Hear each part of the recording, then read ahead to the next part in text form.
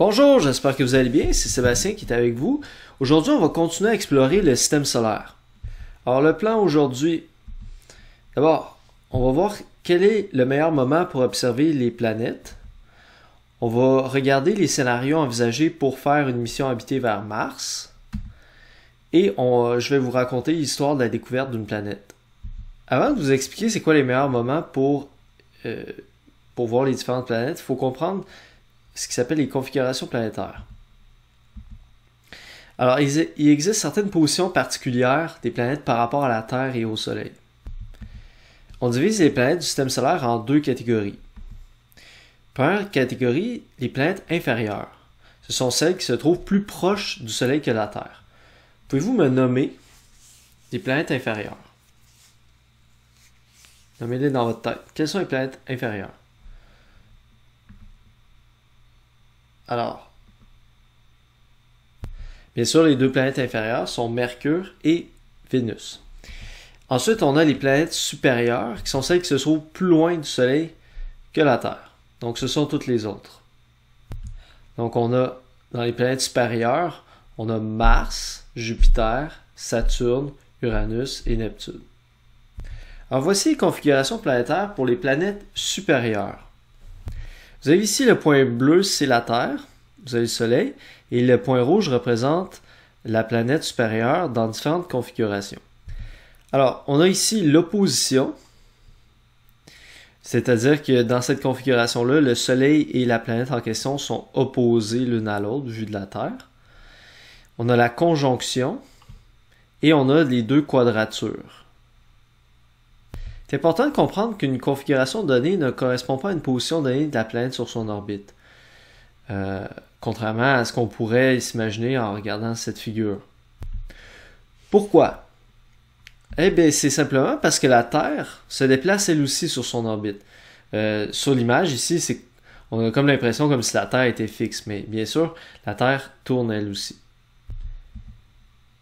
C'est aussi important de comprendre qu'une configuration ne correspond pas à une saison spécifique. Autrement dit, il n'y a pas vraiment de meilleure saison pour observer une planète en particulier, par exemple Vénus. Donc, ce qui va permettre d'observer plus facilement et mieux une planète, c'est pas une saison en particulier, mais vraiment une configuration planétaire particulière. Alors, qu'est-ce qui définit une configuration planétaire finalement? C'est l'angle tel que mesuré de la Terre entre le Soleil et la planète en question. Si, par exemple, on regarde pour la conjonction, quel est l'angle vu de la Terre entre le Soleil et la planète? C'est 0 degré, les deux sont sur la même ligne. Donc la planète est derrière le Soleil vu de la Terre, en conjonction. Si on parle maintenant pour l'opposition, à ce moment-là, vu de la Terre, la planète est diamétralement opposée au Soleil. Donc on a un angle de 180 degrés. Si on est en quadrature, à ce moment-là, on a un angle de 90 degrés vu de la Terre entre la planète et le Soleil. C'est-à-dire un angle droit. Donc ça nous amène à la question, c'est quoi le meilleur moment pour observer une planète supérieure? Et aussi, parallèlement à ça, en quoi les observations seront-elles meilleures à ce moment? Prenez quelques instants pour y réfléchir.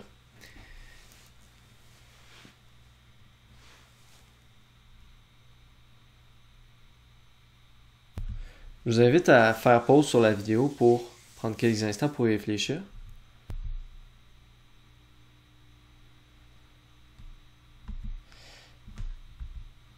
Alors, le meilleur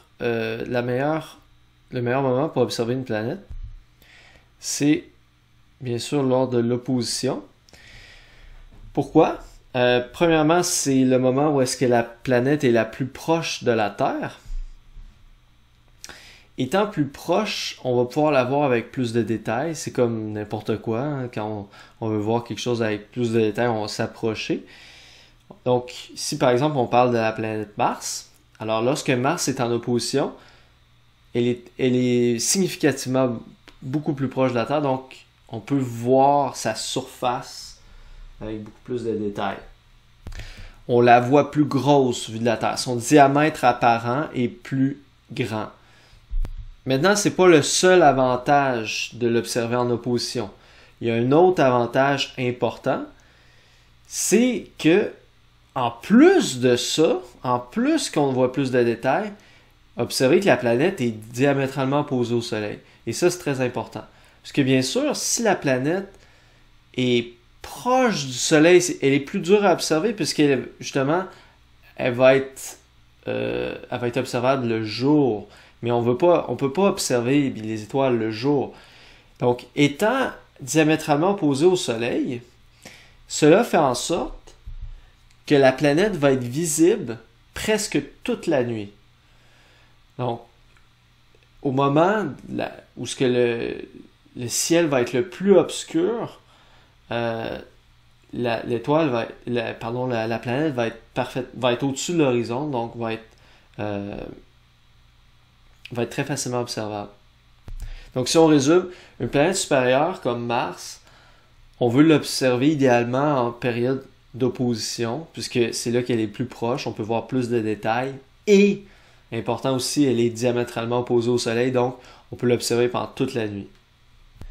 Une autre façon de le dire, c'est que la planète, en opposition, elle est du côté nuit de la Terre. Donc, si on trace une ligne ici au milieu, alors la portion ici, c'est la portion qui fait face au Soleil, ça c'est le jour.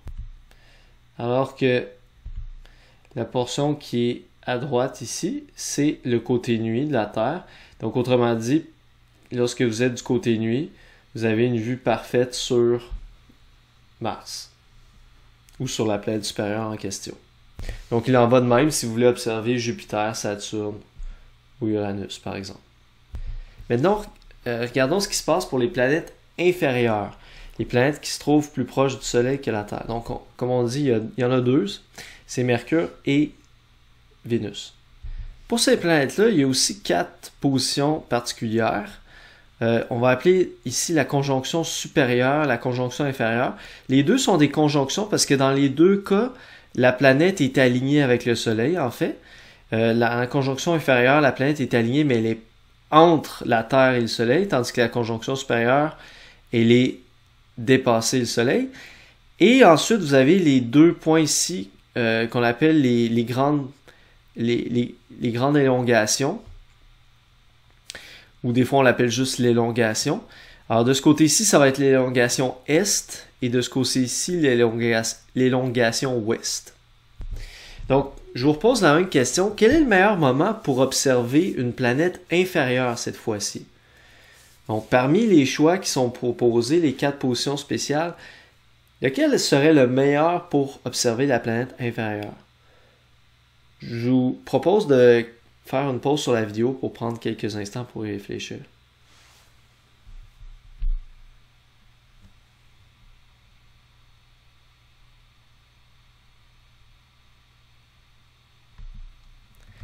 Demandez-vous aussi pourquoi est-ce que c'est le meilleur moment à cette configuration-là. Qu'est-ce que ça va permettre?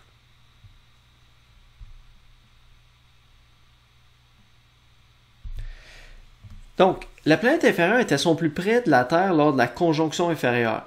Donc, si on se base sur ce qu'on avait dit pour les planètes supérieures, on pourrait dire « Ah, c'est la même chose. Je veux que la planète soit le plus proche possible de la Terre pour voir plus de détails. » Donc, on pourrait penser que lorsqu'on est en conjonction inférieure, c'est le meilleur moment pour l'observer. Faux. En fait, c'est pas du tout ça parce que lorsque la planète est en conjonction inférieure, elle est pas observable. Parce que, oubliez pas, si elle est en conjonction inférieure, ça veut dire qu'elle est dans la même ligne de visée que le Soleil. Elle est dans la même direction que le Soleil. Autrement dit, elle est devant le Soleil. Fait qu'oubliez ça, vous ne pourrez pas l'observer. Si vous essayez de l'observer, vous allez juste être ébloui par le Soleil. C'est impossible d'observer une planète si elle est directement devant le Soleil. Et de toute façon, comme vous savez, il ne faut jamais regarder directement dans le Soleil à cause des dommages que ça pourrait faire à notre vue. Mais même si vous le faisiez avec un instrument vous seriez totalement incapable de voir la planète dans cette situation-là. Et il va se produire le même problème là, lors d'une conjonction supérieure. Alors, dans ce cas-ci, ce sont vraiment les élongations qui sont les bons moments pour observer les planètes. Donc en fait, ce sont les moments où est-ce que ce qu'on appelle les élongations maximales, ou encore certaines personnes l'appellent les plus grandes élongations, c'est le moment où est-ce que la planète atteint son plus grand angle par rapport au Soleil. C'est-à-dire que si vous tracez une ligne, mettons on regarde Vénus ici, si vous tracez une ligne entre Vénus et la Terre, puis une ligne entre la Terre et le Soleil, c'est là que les angles sont les plus grands. Autrement dit, c'est là que, vu de la Terre, Vénus est comme la plus éloignée possible du Soleil en termes d'angle. Et la plus séparée possible du Soleil. Fait que, si on regarde, pour l'élongation maximale à l'est pour Vénus, on a environ 45 degrés. Puis pour l'élongation maximale à l'ouest pour Vénus, on a environ 47 degrés. Fait qu'on est dans ces ordres de grandeur-là. Fait que ce que ça vous montre, c'est que ces planètes-là, les deux planètes inférieures, sont difficiles à observer, en fait. Parce que justement, vu qu'ils orbitent proche du Soleil, ils sont jamais très loin du Soleil vu de la Terre. Ils rôdent toujours proche du Soleil vu de la Terre. Donc, c'est dur de les observer pour cette raison-là. On ne peut pas les observer pendant toute la nuit, ces planètes-là, c'est impossible. Soit on va pouvoir les observer juste avant le lever du Soleil ou juste après le coucher du Soleil. C'est les deux seuls moments où est-ce qu'on peut observer les deux planètes inférieures. Vénus est encore assez bien observable, puisque justement, elle peut avoir quand même un angle de 45 degrés, c'est quand même significatif. Lorsqu'on est en plus grande élongation, Vénus est quand même facilement observable. Par contre, Mercure est une planète qui est toujours difficile à observer. Puisque même lorsqu'elle est dans sa plus grande élongation, on parle d'un angle de 27 degrés, ce qui n'est pas beaucoup. Puis même de l'autre côté, plus 16 degrés. Donc, Mercure suit toujours le Soleil de près vu de la Terre. Donc, c'est toujours difficile à observer. Comme je dis, juste, elle va seulement être observable soit avant le lever du Soleil ou tout juste après le coucher du Soleil. Regardons par exemple en date du 17 mars de quoi ça a l'air, comment on pourrait observer la planète Mercure. Donc je suis sur Stellarium, je vais chercher Mercure. Alors présentement elle est sous l'horizon alors qu'on se trouve.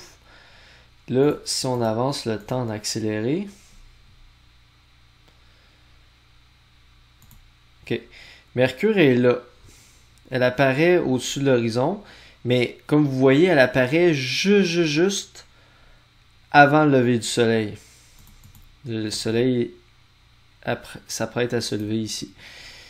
Donc, comme vous voyez, la fenêtre d'observation était très réduite. Ça, c'est la planète Mercure. La fenêtre d'observation était très réduite, puis en réalité, même si ici le Soleil n'est pas encore levé et que Mercure est au-dessus de l'horizon, dans les faits, il n'est pas vraiment observable parce que le ciel s'illumine. Vous savez sans doute que le ciel s'illumine plusieurs minutes là, avant que le Soleil se lève vraiment. C'est-à-dire, avant que le Soleil lève au-dessus de l'horizon, il fait déjà clair, essentiellement. C'est l'aube. En fait, l'aube, c'est quand il commence à avoir des premières lueurs dans le ciel, très très tôt le matin, puis après ça vient l'aurore. L'aurore, c'est ce qu'on voit présentement. C'est le moment juste avant que le Soleil se lève, mais le ciel est déjà très clair, puis comme vous voyez, Mercure n'est pas observable. Vous n'arriverez pas à l'observer dans une situation comme aujourd'hui. Puis si on la suit maintenant jusqu'au coucher du Soleil, ben là, évidemment, Mercure n'est pas observable pendant la journée, parce que le ciel n'est pas sombre, et là, si on arrive en fin de journée, ben là, Mercure est ici, là, Mercure va se coucher avant le Soleil. Donc, bien sûr, là, elle ne sera pas observable le soir non plus. Regardons encore pour la date d'aujourd'hui, mais maintenant pour la planète Vénus. Donc là, présentement, on est à 5 heures, près de 6 heures du matin, Vénus est sous l'horizon. On va avancer le temps en accéléré. OK. Fait que là, vous voyez ici, au centre de la croix, se trouve Vénus et le Soleil est juste à côté. Fait que ça vous montre un peu ce que je vous disais, c'est que ces planètes-là, ils suivent toujours de près le Soleil. Dans ce cas-ci, c'est encore pire là, que ce qu'on voyait pour Mercure il y a un instant. La planète Vénus, actuellement, est vraiment collée, carrément collée sur le Soleil. Donc, c'est tout à fait impossible de l'observer actuellement. Okay. Dans toute sa trajectoire, pendant toute la journée, elle va suivre vraiment de près le Soleil, du lever au coucher du Soleil. Donc, c'est tout à fait, c'est-à-dire du lever au coucher de Vénus. Elle est toujours proche du Soleil, donc c'est tout à fait impossible de l'observer présentement. Donc, ce qu'on va faire maintenant, c'est qu'on va regarder les dates des prochaines élongations maximales pour les deux planètes inférieures. En tant qu'astronome amateur, je vous invite à consulter des sites comme celui-ci. Je vais mettre le lien de ce site-là à votre disposition dans la barre de description. Mais ce lien-là, en fait, c'est juste... ça recense toutes les prochaines élongations, à la fois pour la planète Mercure et ici pour la planète Vénus. Et de même, ça vous dit les prochaines oppositions pour Mars. Comme on dit tout à l'heure, pour les planètes supérieures comme Mars, c'est les oppositions qui sont les meilleurs moments d'observation. Donc si on regarde par exemple pour la planète Mercure, la prochaine élongation maximale a lieu le 17 mai. Et ça va se produire le soir, celle-là, avec une élongation d'environ 22 degrés. Alors, on est revenu à Stellarium et on va aller chercher la date en question, 17 mai 2021. On suit la planète Mercure, donc ici dans la base de recherche, on va chercher Mercure. On va remonter à partir du début de la journée pour voir tout ce qui se passe pendant la journée. Donc, ici, on est le 17 mai 2021. Et là, on est présentement à 4 heures du matin. Le soleil n'est pas encore levé. Alors, laissons défiler le temps pour voir ce qui va se passer.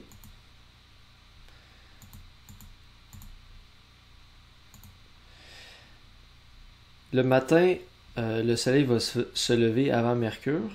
Donc, il n'est pas observable le matin. Mais maintenant, observons ce qui se passe le soir. Et c'est là que c'est intéressant. Le soleil va se coucher un peu avant Mercure.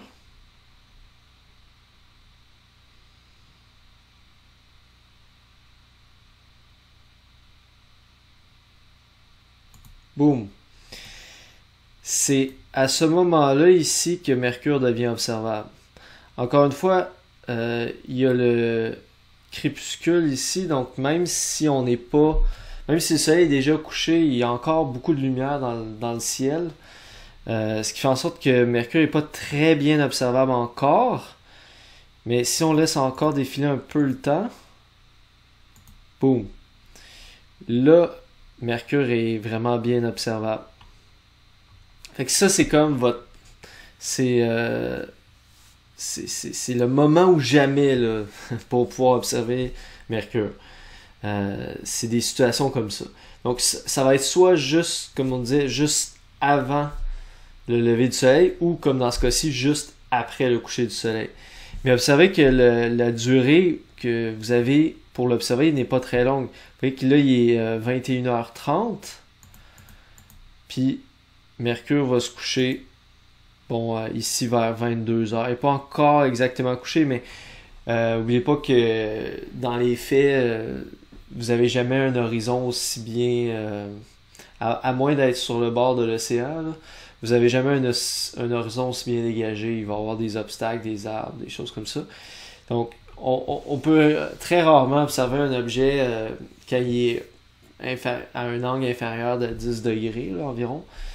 Donc, bref, vous avez seulement environ une demi-heure d'observation pour observer Mercure. Puis comme je disais, c'est pas dans l'obscurité complète parce que le soleil vient de se coucher. Si vous attendez d'avoir vraiment une bonne obscurité, ben, Mercure va être vraiment très bas, donc plus difficile à observer à cause des obstacles. Avouez que Mercure est une planète qui est difficile à observer pour cette raison-là. Elle suit toujours le soleil de proche. Mais si vous voulez l'observer, c'est votre chance, c'est lors des élongations maximales. Fait que comme je disais, le prochain 17 mai au soir. Si vous voulez essayer ça, évidemment, il faut aller plus loin. Il ne faut pas rester à Laval ou à Montréal. Il faut aller en campagne ou à un endroit où il n'y a pas beaucoup de lumière. Et ce serait une belle occasion là, si vous avez la chance d'observer Mercure. Maintenant, on va regarder Vénus. Vénus, elle va atteindre sa prochaine élongation maximale le 29 octobre 2021, au soir. Alors, on va changer la date pour aller au 29 octobre 2021. Ok, donc je me suis réglé au 29 octobre et on va reculer un peu dans les heures pour arriver juste avant le coucher du soleil. Alors, ici, on arrive presque au coucher du soleil. Vénus n'est pas encore vraiment visible dans le ciel. On va avancer le temps pour voir ce qui se passe. Ok. Donc le soleil vient de se coucher. Vénus commence à apparaître dans le ciel. Donc votre fenêtre d'observation commence là, ici autour de 18 heures. Présentement, Vénus est à environ 11 degrés d'altitude par rapport à l'horizon. Donc c'est une hauteur qui est suffisante pour bien l'observer. Et là, si on continue à avancer le temps, éventuellement le ciel devient complètement sombre et Vénus devient extrêmement brillante. Là, c'est très très très facile à identifier dans le ciel. Là, elle est beaucoup plus brillante là, que les étoiles. Soit dit en passant, Vénus, c'est la planète qu'on voit avec la plus grande intensité lumineuse vue de la Terre. D'une part parce que la planète elle est proche de la Terre et d'autre part parce que la surface de Vénus est très réflectrice. Donc elle réfléchit très bien les rayons du soleil. Donc à ce moment-là, c'est un excellent moment pour l'observer autour de 18h40 et vous pouvez l'observer jusqu'à temps que la planète se couche ou que votre horizon devient des obstacles viennent obstruer votre vue. Donc là, on est rendu à 19h30. Donc votre période d'observation est environ de 18h à 19h30. Si vous avez une ligne un horizon bien dégagé, ça c'est vraiment une bonne période d'observation. Vous avez environ 1h30 pour l'observer. Vu à l'œil comme ça ou avec des jumelles, on va voir juste un point très lumineux dans le ciel. Mais si on utilise un télescope, on va pouvoir voir sa surface. Alors c'est ça qu'on verrait ici. Alors cette partie-là ici est éclairée par le soleil. Parce que, comme on voit, le soleil a fui l'horizon dans cette direction-ci. Donc c'est logique là, que ce soit cette partie-ci de Vénus qui soit éclairée. Parlons maintenant un peu d'exploration spatiale. Une des missions qui fascine beaucoup de gens présentement, c'est l'exploration éventuelle de la planète Mars par des êtres humains. On peut même imaginer un scénario que si on parvient à faire des voyages sur Mars de manière assez fréquente, on pourrait éventuellement y construire une colonie, comme on avait déjà parlé, et donc éventuellement créer des serres, peut-être libérer du carbone dans l'atmosphère pour créer un effet de serre, pour réchauffer la planète, etc. Et avoir un climat qui est plus stable.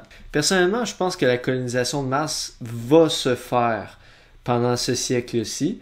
Je pense que c'est juste une question de temps. Mais une question importante qui se pose, c'est comment on ferait pour aller sur Mars de la Terre et comment on reviendrait sur la Terre. Il y a deux scénarios qui sont envisagés présentement. Le premier, on l'appelle le scénario d'opposition. En bleu, ici, vous avez la Terre et sur l'orbite là, qui est plus près du Soleil, et sur l'orbite qui est un peu plus loin, vous avez Mars. Alors, vous avez la séquence des événements. On a le lancement de l'équipage ici, lorsque la Terre se trouve à la position 1. Ensuite, l'équipage va suivre la trajectoire qui est représentée par la ligne en bleu ici, et atteindre Mars à la position 2 ici. Ensuite, Mars tourne autour du Soleil, et pendant ce temps-là, ici, l'équipage, les explorateurs, ils sont sur Mars, ils font des expériences, ils explorent Mars, pendant le temps qui est représenté en jaune. Ensuite, lorsque Mars arrive à la position 3, ils repartent vers la Terre. Ils suivent la trajectoire en spirale qui est représentée en rouge. Observez qu'ils passent par Vénus. En fait, ils vont pas vraiment comme arrêter par Vénus, là, mais ils vont comme passer proche de Vénus. Donc, dans ce scénario-là, on doit utiliser en fait l'assistance gravitationnelle de Vénus pour parvenir à arriver sur la Terre à la position 5 ici. On parle ici d'une durée totale de voyage d'environ 640 jours, donc près de 2 ans entre le départ et le retour sur Terre, dont seulement 30 jours sur Mars. C'est le petit délai ici qui est représenté en jaune. Le deuxième scénario qui est envisagé, c'est ce qu'on appelle le scénario de conjonction. Alors là, ici, on a une stratégie complètement différente. On part de la Terre ici, position 1, et on suit la trajectoire de la ligne bleue pour arriver sur Mars ici. Et là, on fait très longtemps, on fait 550 jours sur Mars par rapport au premier scénario où on avait seulement 30 jours sur Mars. Donc ici, on avait seulement 1 mois sur Mars pour l'explorer, tandis qu'ici, on a 550 jours, c'est-à-dire 1 an et demi. Donc on a 1 an et demi pour explorer Mars pendant tout ce temps-là ici en jaune, et ensuite à l'instant 3, on décolle du sol martien pour revenir sur la Terre ici à la position 5. De manière générale, la communauté scientifique, il y a un assez large consensus que le scénario de conjonction est préférable, puisque, comme on disait, il laisse beaucoup plus de temps d'exploration de Mars, et le temps de voyage est beaucoup moins long. Personnellement, je pense aussi que psychologiquement, ça a beaucoup plus de sens. Ça va favoriser que les gens, les explorateurs demeurent sains d'esprit, puisque le temps de voyage n'est pas trop long. Donc en fait, ici on parle d'environ 6 mois pour se rendre sur Mars et 6 mois pour revenir sur Terre. Donc c'est quand même pas si pire, c'est faisable si on veut.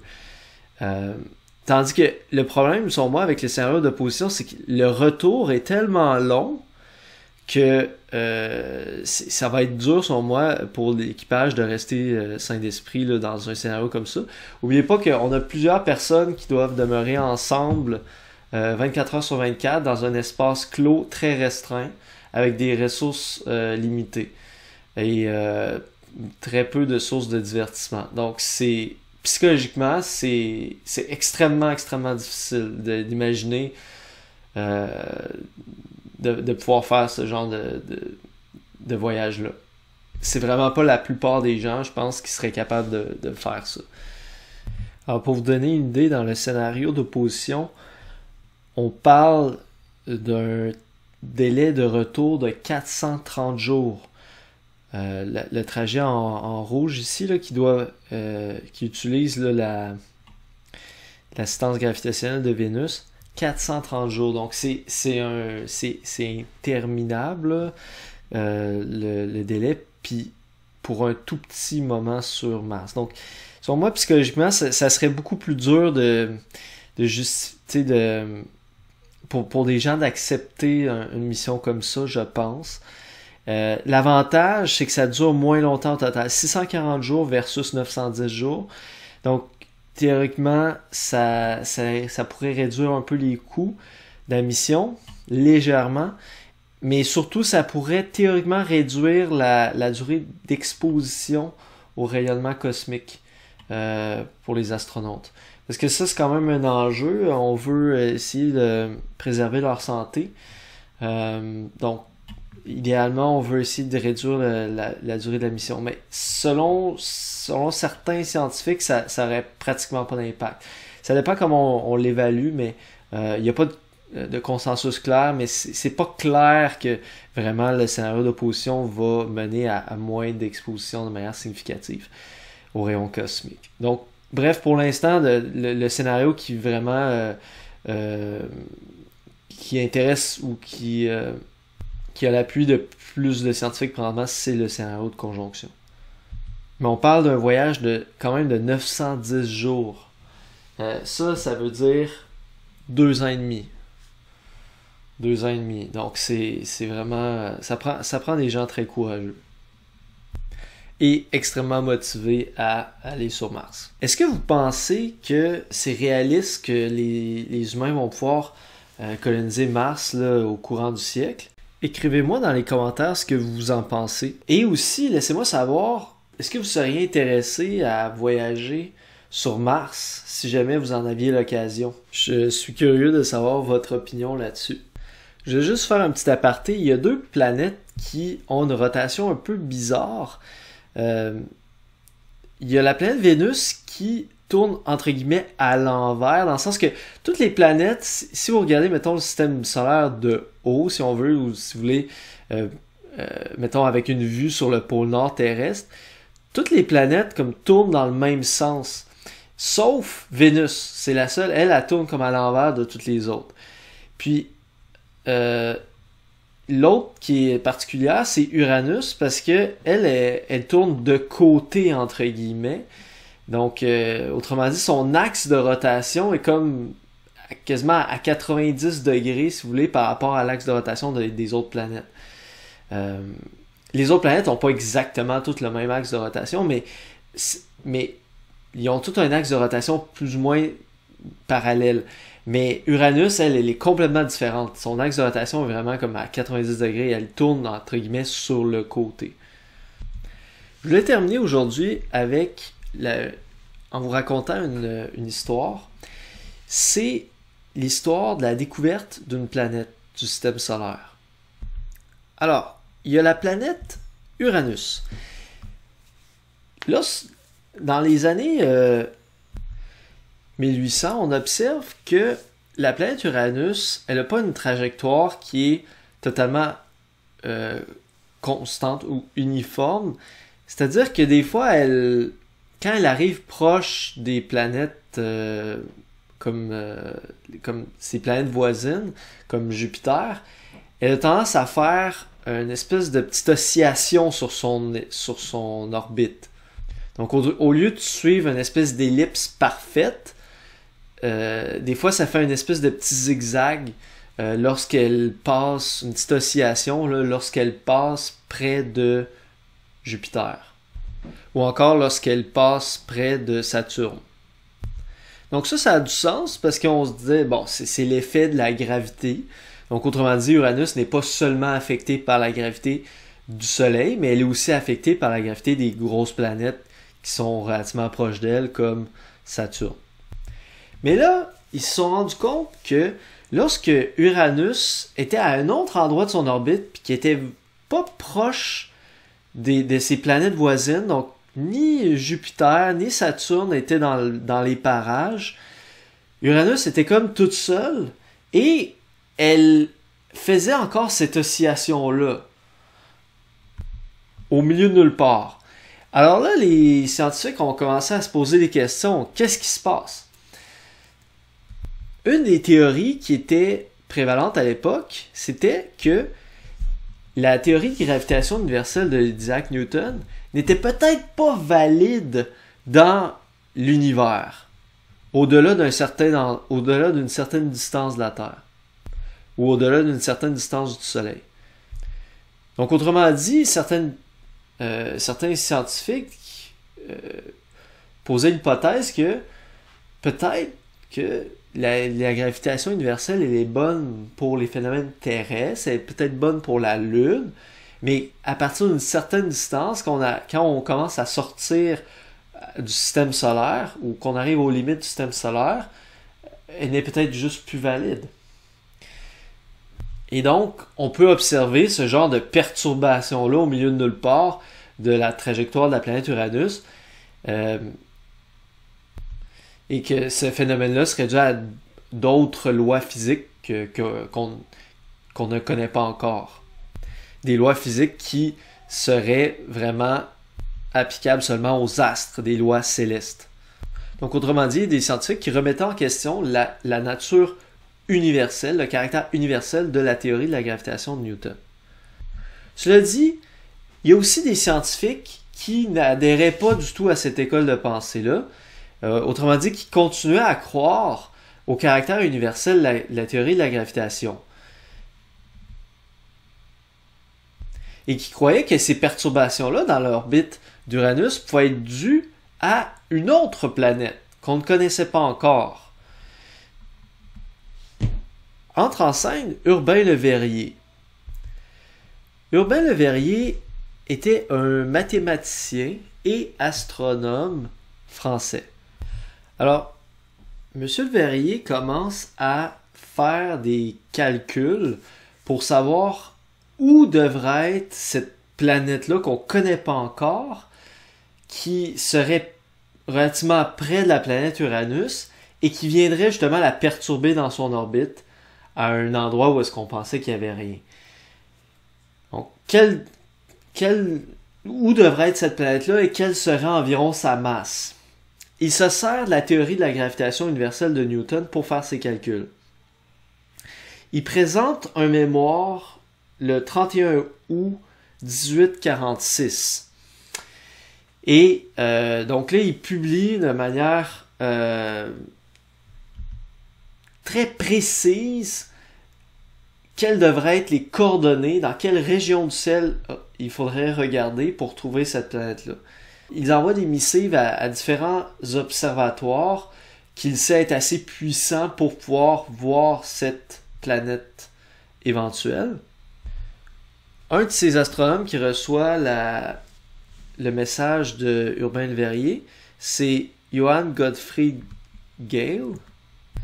Alors lui, Galle, il travaille à l'observatoire, c'est un Allemand, il travaille à l'observatoire de Berlin. Il reçoit le message le 23 septembre 1846 et le soir même qu'il reçoit le message, il se met au travail pour essayer de regarder dans la région du ciel qui a été prédite par Le Verrier et boum! Qu'est-ce qu'il trouve? Neptune. C'est une nouvelle planète qu'on appelle maintenant Neptune. C'est assez paradoxal parce qu'on est passé de douter de la théorie de la gravitation universelle à se servir de la théorie de la gravitation universelle pour pour prédire l'existence d'une planète. En plus de ça, les prédictions qu'avait faites Urbain Le Verrier étaient extrêmement précises. Donc, c'est absolument impossible que ce soit dû simplement au hasard. Cette histoire-là illustre bien la démarche de la science. On élabore des théories et ensuite, on fait des prédictions avec ces théories-là. Lorsque les prédictions qu'on fait avec nos théories s'avèrent exactes et que ça ne peut pas être dû au hasard, c'est la meilleure démonstration qu'on peut avoir de notre théorie. Et c'était la première fois dans l'histoire qu'un astre a été découvert de manière théorique par les mathématiques. Par la suite, la planète naine Pluton a été découverte de la même façon. Alors sur ce, je vous souhaite une super belle observation des planètes et peut-être, qui sait, un jour, un beau voyage sur Mars. Au plaisir!